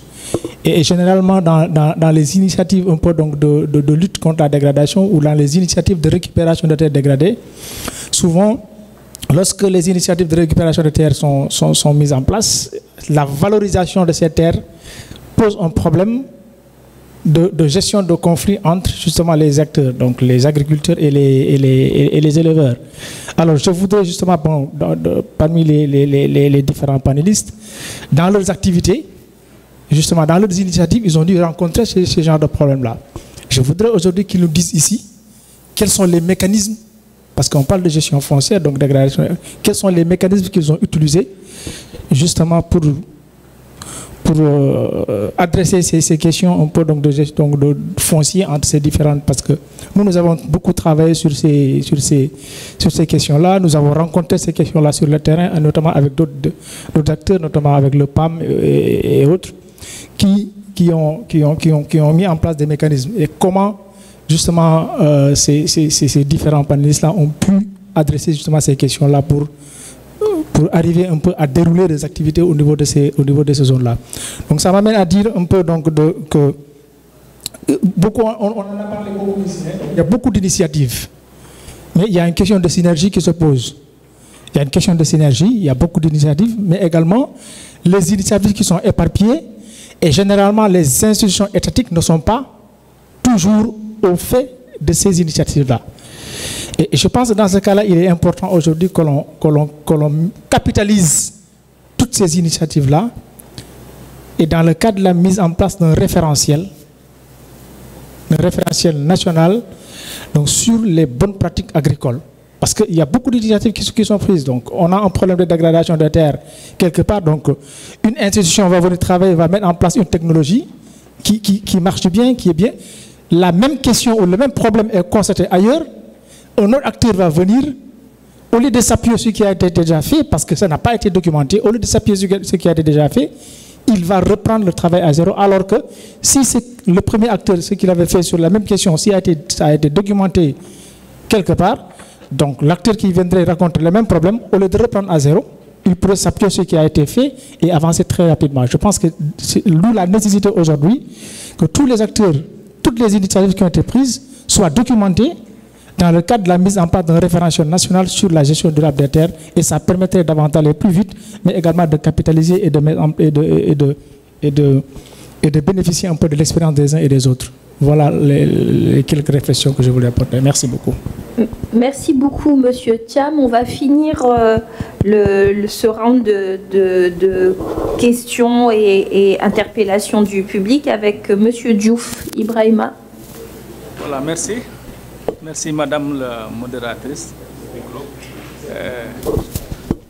On vous a donné le micro de Madame Touré, on dirait. Les Sérères ne savent pas utiliser. Merci de la discrimination. J'étais le premier à m'inscrire sur la liste et malheureusement, je suis le dernier à prendre la parole. On dit toujours que les premiers seront les derniers. Hein? Je crois qu'on a dit ça quelque part. Après avoir vraiment félicité les panélistes et saluer la collaboration qui a existé à travers l'équipe technique qui était à Fatick pour procéder aux consultations, je prends la parole juste pour apporter une contribution. Parce que nous avons eu la chance à Fatick de dérouler, de mettre en œuvre un projet de gestion durable des terres durant la phase pilote, qui était un projet financé par le FEM et porté par l'ANCAR, l'ISRA, l'ASPRODEP et l'INP. Au cours de 2 ans de mise en œuvre, on a évalué les acquis et on a élaboré un projet de division à grande échelle dans 30 communes du Sénégal. Et ce projet était aussi porté par l'ASPRODEP, l'ISRA, l'INP et l'ANCAR. Et je me rappelle, quand on a voulu mettre en place des techniques et des technologies de GDT, on avait d'abord émis le souhait de préserver l'existant. Et pour ce faire, qu'est-ce qu'il fallait faire? On s'est dit, il faut d'abord mettre en place une convention axée sur la gestion durable des ressources naturelles pour préserver l'existant et permettre aux producteurs d'utiliser ces ressources de façon rationnelle. Et ça nous a permis, au-delà de produire des plants, au-delà de reboiser, de préserver l'existant à travers une convention qui était mise en application à travers toutes les procédures consensuelles. Et dans les présentations, je n'ai pas vu, l'expérience a montré que là où les conventions existent, corrélées au code forestier, il y a moins d'infractions. Parce que les populations sont sensibilisées sur le code forestier et ils ont érigé des lois et des règlements qui sont en conformité avec le code forestier. Ça, c'est une contribution. L'autre aspect, quand on parle de gouvernance foncière, les collectifs, les élus, censés porter ces actes, pour la plupart les membres des commissions domaniales, c'est rare de les voir avoir toutes les compétences qu'il faut pour maîtriser les lois, les textes et la réglementation par rapport aux fonciers. Il va falloir leur capacité pour qu'ils puissent être à l'abri. Parce que c'est problématique. Ils viennent délibérer pour délibérer sans pour autant. Et souvent, on a toujours vécu l'expérience durant l'approche de l'hivernage où il y a conflit entre producteurs, même pour trancher par rapport aux lois et règlements qu'on doit appliquer, c'est problématique. L'autre aspect, il y a un code forestier qui est là. Il y a le code pastoral qui est là. Il va falloir plus de vulgarisation pour que les gens puissent maîtriser, avoir connaissance des nouvelles lois, des nouveaux règlements et des sanctions qui sont attendues pour au moins qu'on puisse accéder, utiliser de façon rationnelle nos ressources. L'autre, parce qu'il y a toujours une dualité qui a toujours existé entre les réalités traditionnelles et les lois en vigueur. Le producteur X qui met en place, qui plante, qui protège son arbre, un jour vous venez, parce que nous avons vécu l'expérience à travers, quand on mettait en place les conventions, et on exposait sur les dispositions relatives à l'exploitation agricole, à l'exploitation pastorale, à l'exploitation forestière, un vieux X avait du mal à comprendre à un certain moment de la vie d'une espèce, l'espèce de cet arbre-là ne lui appartient pas. Pour maintenant faire passer ce message, c'était très difficile. Donc il va falloir vraiment qu'on puisse sensibiliser davantage les producteurs pour qu'ils puissent davantage maîtriser les lois et les règlements du code pastoral et du code forestier. Et maintenant, pour répondre en tout cas nous de l'ANCAR, quand on a voulu mettre en place le projet GDT, il y avait l'ASPRODEP. Et l'ASPRODEP représentait l'ensemble des organisations de producteurs. Et nous, à notre niveau, même nos activités sont portées par les producteurs qui sont issus d'organisations de producteurs. Donc je pense que nous tous, on est là, on doit se prendre la main à main, travailler en synergie pour vraiment régler cette problématique de dégradation des terres et de gouvernance foncière qui est vraiment un problème majeur qui gangrène vraiment le développement de nos territoires. Merci. Merci beaucoup, Monsieur Diouf. Donc, je me tourne de nouveau vers les panélistes. Une dernière intervention? Ok. Je prends 2 interventions, ça va être vraiment les dernières, sinon on n'aura pas de mot de la fin des panélistes. Et ça serait dommage. Une 3e.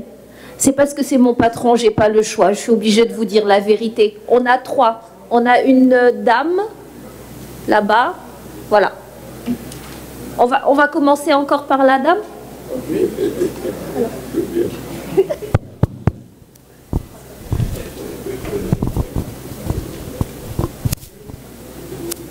Alors. Bonjour tout le monde, c'est Anta Diassé, je suis chargée de projet au niveau de l'ONG Action Solidaire Internationale. Moi, j'aimerais juste attirer l'attention par rapport aux différentes présentations. On dit souvent que les collectivités locales n'ont pas assez de fonds pour la gestion durable des terres. Je pense qu'à l'image de l'État central, les collectivités locales peuvent aussi bénéficier des fonds climatiques. Je pense qu'il faut des renforcements de capacité avec l'appui des centres de suivi écologique pour que ces collectivités locales captent des fonds dédiés. Merci. Merci beaucoup pour cette intervention, Monsieur le Directeur. Oui, je vais commencer par là où il a fini pour dire que dans le code forestier, les 40% des recettes sont versées aux communes. Et c'est automatique, chaque fin du mois. Et c'est 3 milliards de recettes qui sont collectées, les 40% sont versés aux communes, où l'exploitation forestière a été faite dans la commune. Que ce soit l'infraction ou bien les recettes. Tout à l'heure, à midi, au déjeuner, beaucoup ont bu du jus de mat, du jus de pain de singe, de bouille. Hein?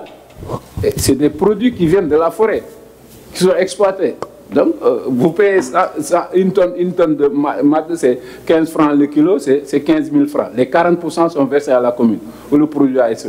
Que ce soit le mat, tous les fruits, même les produits ligneux, le charbon, le bois et tout ça. Et donc, il y a des communes qui vous disent que quand le budget est ouvert, c'est grâce aux ressources forestières. Mais qu'est-ce qui revient à la forêt? La forêt est toujours le parent pauvre. On passe à l'agriculture, à financer les projets agricoles et tout ça là, alors que c'est les arbres qui sont les bases productives, qui permettent la régénération des sols, de lutter contre la dégradation des sols, de lutter contre la déséquation et permettent aux éleveurs d'avoir du fourrage. Le restaurant des éleveurs, c'est la forêt. Et donc, c'est l'élevage extensif. Et quand le feu de brousse passe, vous entendez les éleveurs partout, feu d'ail, d'ail, et personne ne lutte contre ces feux de brousse-là.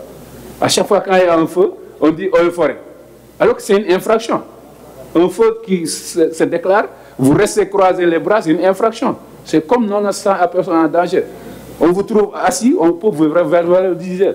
Ça, c'est la loi. Autre chose également, les pratiques locales et le code ne sont pas antigones. Donc, ça va de pair. Quelquefois, quelqu'un veut couper, on dit que non, voilà, c'est ça, il dit non, mais ton enfant, c'est ton enfant, vous n'avez pas le droit de le tuer. Vous le tuez, on vous prend, on vous enferme. Mais l'arbre que vous avez planté aussi, ce n'est pas uniquement pour vous, ça sert à tout le monde. Il y a la faune du sol, la microfaune du sol, et l'air que vous respirez.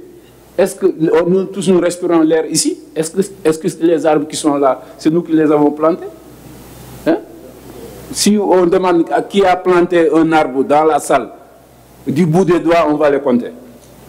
Cette année, ou bien les 2 dernières années, du bout des doigts, on va les compter. Et pourtant, tous les jours, on utilise des produits ou sous-produits de l'arbre. Et c'est ça qui nous maintient en vie. Hein? Et donc, mais qu'est-ce que nous voulons? On ne peut pas vouloir une chose et son contraire. Il faut qu'on ait une prise de conscience, que ce soit les élus, les techniciens, les acteurs. Tout le travail qui se fait, ça se fait avec les acteurs du terrain, les producteurs locaux. Donc il faut que tout le monde prenne conscience, de savoir que ça, notre vie, il dépend. Notre existence, il dépend. Mais faire l'agriculture tout le temps, utiliser les engrais, les pesticides, tout ça là, mais à la longue, les terres vont s'appauvrir. Alors que si on développe l'agroforesterie, les initiatives qu'on a mises, la RNA, les mises en défense, l'agroforesterie, tout ça, c'est pour permettre de régénérer les sols, pour améliorer la fertilité des terres, améliorer les rendements, la sécurité alimentaire et la souveraineté alimentaire. Donc ça ne peut pas se faire tant qu'on ne met pas l'arbre au cœur. Ça ne peut pas se faire. On va dépenser de l'argent pour acheter de l'engrais, ça peut être ailleurs. On va dépenser de l'argent pour acheter des fonds STAP ou bien utiliser le fonds STAP pour acheter de l'aliment de bétail parce qu'il n'y a pas de fourrage, le feu est passé et tout ça là. Mais si on préserve, on pourra gérer tout ça là. Donc les textes sont très clairs. Il y a beaucoup de conventions locales qui sont faites et là-bas, vous allez, les gens ne coupent plus et les forêts produisent, ils tirent des revenus. Et puis, ça fait marcher l'économie locale et l'économie nationale. Il y a beaucoup de produits forestiers qu'on vend ici à Dakar. Ici, on mange en premier le mad que les gens qui habitent en Casamance. Toute l'année, on peut manger du mad ici. Alors que vous allez en Casamance, à certaines périodes, vous n'avez plus le mad. Le ditar, la même chose. Le pain de singe, la même chose. Et ça vient de la forêt. Mais le faut mais et on ne fait rien pour qui. Le pain de singe, même si les graines sont triturées de l'huile, les bonnes dames achètent de l'huile de baobab. À combien? C'est très cher. C'est plus cher que 10 kilos de pain de singe, ou plus même. Et on ne pense pas à la régénération. Le karité est la même chose. Et donc, il faut qu'on ait une introspection, qu'on puisse agir sur la nature. Souvent, les gens nous ramènent certaines des solutions basées sur la nature, mais c'est ça, c'est un retour au bercail. C'est uniquement ça. Donc, il faut qu'on prenne conscience de tout ça là. Mais les textes sont très clairs. Le code forestier, il est là, il est très accessible. À la télé ou bien à la radio, vous faites une émission où vous dites les eaux et forêts font le zèle parce qu'ils prennent, fait que là, c'est ça que fini, mais parce que tu es en infraction. Hein? Ton enfant, en Europe, vous tapez votre enfant, on vous prend. Donc, c'est ça la réalité. Et il faut que les gens comprennent. Ce qu'on est en train de préserver, c'est pour tout le monde. Un agent des OF, on ne va jamais l'affecter, il part avec la forêt. Ou bien il déterre les arbres pour les amener. Donc, il faut que les gens comprennent cela. Monsieur le directeur, après ce cri du cœur, ça va être très difficile pour Monsieur Cheikh Oumar Ba d'intervenir. Est-ce que vous souhaitez toujours intervenir, Monsieur Ba? Je suis tellement intimidé que j'avais 3 minutes, je vais en prendre une et laisser peut-être à Lamine qui est plus courageux prendre les 2 autres minutes, si ça ne vous dérange pas, 1 minute seulement. Non mais c'est très intéressant, je trouve que l'idée de capitaliser pour avoir un référentiel national sur les GDT me semble intéressante. C'est une idée qui me semble intéressante et maintenant la question c'est comment la faire. Et je voudrais juste rappeler qu'il y a quand même un travail qui avait été coordonné par ISRA CNRF sur MOGIF, modèle gestion intégrée du foncier.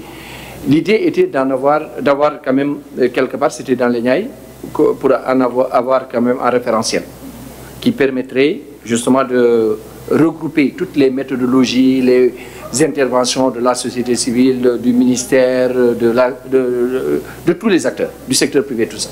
Donc, je pense qu'il faudrait qu'on arrive aussi à travailler ensemble sous le leadership peut-être du ministère en charge du développement, en charge du développement durable, en charge.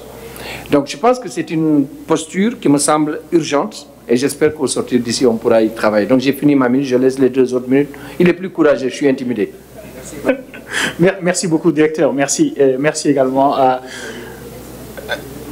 Merci beaucoup à la modératrice de me donner juste 1 minute parce que j'ai écouté vraiment les panélistes et les intervenants. J'ai trouvé très intéressant tout ce qui a été dit comme initiative. Et on a beaucoup parlé du foncier, de la dégradation des terres. Il y a un point qui me paraît extrêmement important qu'on n'a pas beaucoup abordé, c'est la question des ressources en eau. Je pense qu'on ne doit pas parler de gouvernance foncière uniquement sans prendre en charge la question de l'eau. Parce que quand on parle de dégradation des terres, comme vous le savez, la question de sécheresse fait également partie des types de dégradation des terres.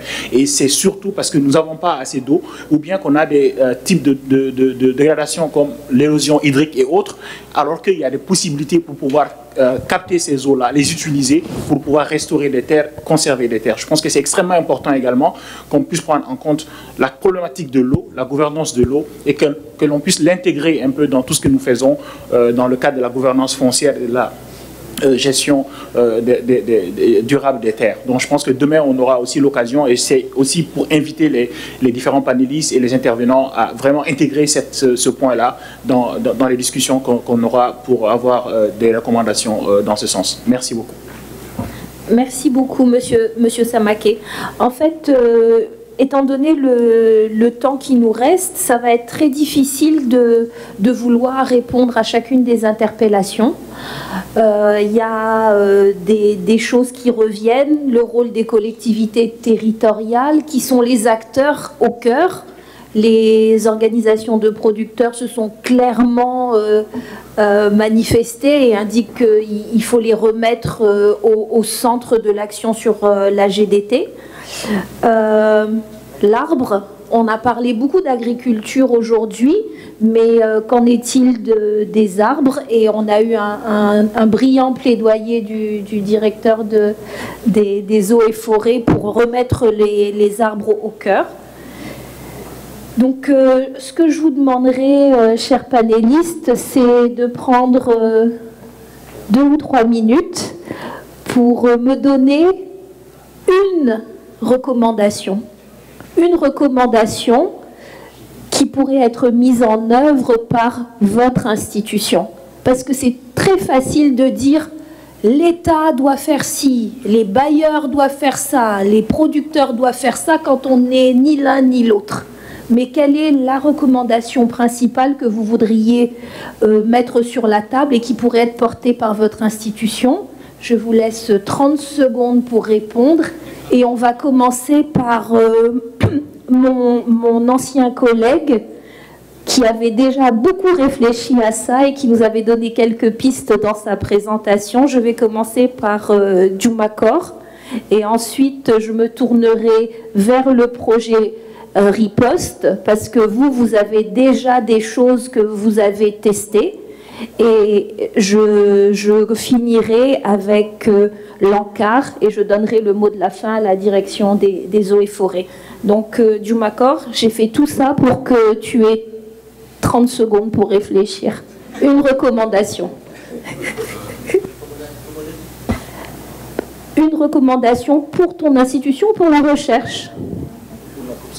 Ok, en tout cas, merci beaucoup Madame la modératrice. Oui, parce que je rappelle que l'objectif de tout ça, c'est qu'on a des recommandations à aller porter à la COP16.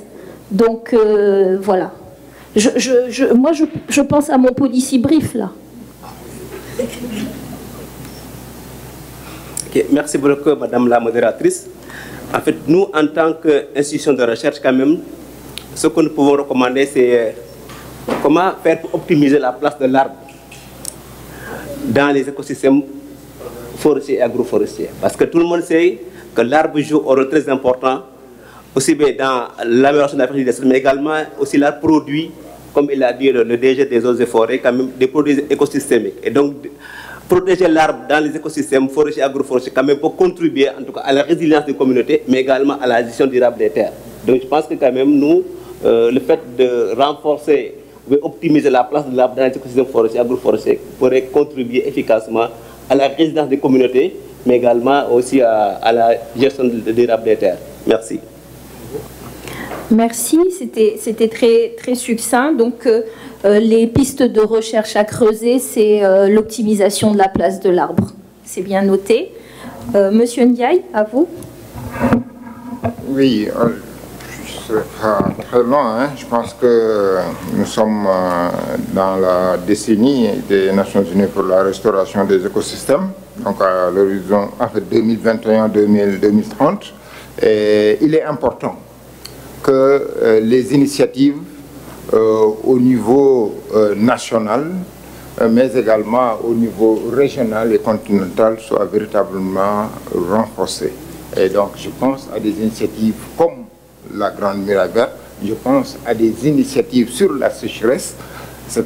Et je pense que l'un des maîtres mots, c'est que véritablement nous devons porter le combat au niveau international pour que ces initiatives-là soient renforcées et qu'il y ait synergie des interventions au niveau national. Et je pense que la FAO est quand même assez bien placée pour porter la mise en synergie de ces interventions-là. Merci.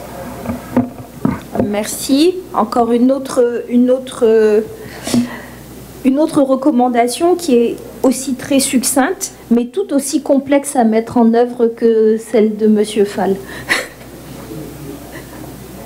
Monsieur Ndoye. Oui, merci Madame la modératrice. Je pense que ce n'est pas pour rien que dans ma présentation, donc j'ai fait un peu le rappel de la méthodologie qu'on avait utilisée dans le cadre de la diffusion à grande échelle donc, de GDT. Le fait de faire porter ces initiatives-là aux organisations de producteurs, aux collectivités, je pense que c'est extrêmement important. Donc je pense que pour réussir toute action donc, de gestion durable de ces paysages-là, je pense qu'il faut aller dans ce sens. Identifier des organisations fêtières fortes et les capacités et les feuilles portent donc ces programmes-là. Et je pense que là, on va rester dans notre cœur métier, donc d'accompagner et de capacitation de ces organisations de producteurs. Merci, Monsieur Ndoye. En plus de faire une recommandation, vous répondez bien à certaines préoccupations des participants. Et on va prendre le mot de la fin et la dernière recommandation du lieutenant-colonel Diouf. Allez-y. Voilà, merci Madame. Donc avant la recommandation, j'aimerais évoquer l'interpellation de M. Malick Sow sur le PASA, projet anacarde sénégalo-allemand. Donc vous savez, l'anacardier est une plante de rente comme l'arachide. Et dès le début, donc, les propriétaires terriens s'en ont approprié. Certains ont fait des tests, d'autres ont fait des plantations d'envergure. Mais les résultats n'étaient pas vraiment très favorables parce qu'il y avait une question de variété. Les récoltes n'étaient pas bonnes. Parce que les variétés, c'était des variétés locales ou bien des variétés qui n'étaient pas améliorées. Mais avec le PASA, donc il y avait une grande vulgarisation des espèces comme la béninoise, la Costa Rica. Il y a une autre espèce que j'avais notée, la gabonaise. Donc ce qui a permis vraiment à ces pratiquants donc, de retrouver beaucoup de dividendes par rapport à leur activité. Mais également, donc, au cours de ce projet, des activités sylvicoles telles que le greffage ont été vulgarisées, mais également comment tailler les anciennes plantations pour que ça devienne beaucoup plus productif. Donc tout cela donc, est concis dans des documents. Vous venez à la direction des eaux et forêts, il y a une bibliothèque. Donc tous ces éléments-là peuvent être revisités. Voilà. Donc par rapport à une recommandation, donc moi je dirais, bon, vous savez, le service forestier donc gère ce qui reste à l'État, donc dans le cadre donc, de la gestion foncière, les forêts classées, les réserves. Mais notre grand problème, c'est l'intégrité vraiment donc, de ces espaces-là. L'État donc nous soutient, mais des fois donc nous retire beaucoup de choses avec la main gauche, donc tels que les déclassements donc de certaines forêts sous la pression de la population ou bien des politiques. C'est ça notre grand problème. Aller au niveau de la bande de Filao, mais la bande de Filao c'est complètement protégé. Mais actuellement il y a des propriétaires d'anciennes cuvettes qui ne peuvent plus exploiter ces cuvettes-là parce que, simplement, ces cuvettes-là, l'eau est devenue salée. Mais qu'est-ce qu'ils font? Donc, ils se voient avec la mairie, ils nivellent, et puis ils morcellent en guise d'habitation. Ça, c'est pas normal. En tout cas, nous, on est là donc pour gérer mais pour gérer vraiment, il faut avoir... Donc, il faut gérer cette gouvernance d'abord. Donc, parce qu'on ne peut pas dissocier gestion durable des terres et bonne gouvernance. Si on ne peut pas vraiment avoir la même mise sur le foncier, on ne peut pas y appliquer de véritables actions de GDT. C'est ça le problème. Même au niveau des forêts classées, c'est ça le problème.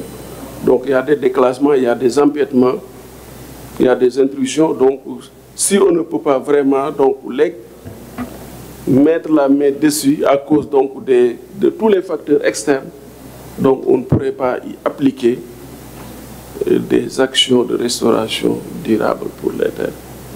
Donc il faut que l'État nous appuie et tous les acteurs comprennent également qu'il faut respecter la classification donc, de ces forêts-là, de ces espaces-là, de ces écosystèmes-là. Quand on dit forêt, c'est forêt, donc on n'y touche pas.